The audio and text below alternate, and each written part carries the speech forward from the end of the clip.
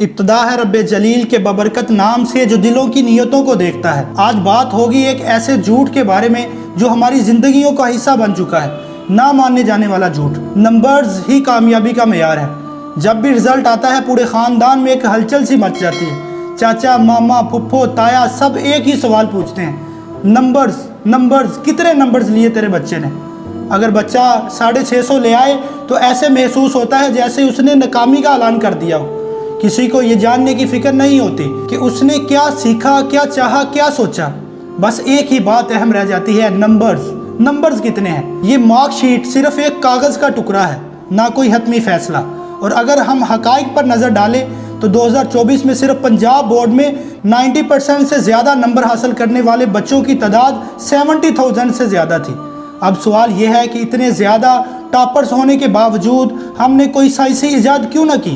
ملک میں کوئی بڑا انقلاب کیوں نہ آیا؟ اس ذہنیت کا خوفناک نتیجہ ہمیں حال ہی میں جہلم میں دیکھنے کو ملا، جہاں 2 بھائیوں نے صرف اس لیے اپنی جانیں لے لی کیونکہ ان کے نمبرز کم آئے تھے۔ ایسا کیوں؟ کیونکہ ہم نے بچوں کو سکھایا ہے کہ اگر تمہاری مارک شیٹ میں نمبرز کم ہیں تو تمہاری کوئی قدر نہیں۔ لیکن اصل سوال تو یہ ہے، کیا ایلان مسک نے اپنے نمبرز کی وجہ سے اسپیس ایکس بنایا؟ کیا جیک ما نے علی بابا مارکس کی بنیاد پر شروع کی؟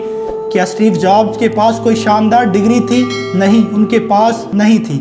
ان کے پاس تھا ویژن، ہمت، بار بار گر کر سنبھلنے کا حوصلہ۔ نوجوانوں، ہماری قیمت نمبرز نہیں طے کرتی، ہماری محنت، مہارت اور سوچ طے کرتی ہے۔ اور والدین سے آزادانہ گزارش ہے کہ آپ کا بچہ ڈاکٹر یا انجینئر نہ بنے، مگر اسے خود پر یقین آ جائے تو وہ ناکام نہیں بلکہ جیتا ہوا ہے۔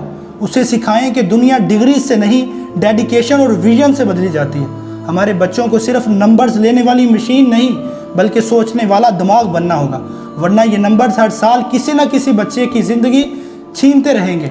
دوستو، مارکس صرف ایک صفحے پر درج ہوتے ہیں، جبکہ مقدر ان کے پاس ہوتا ہے جو ہارنے کے بعد بھی ہمت نہیں ہارتے۔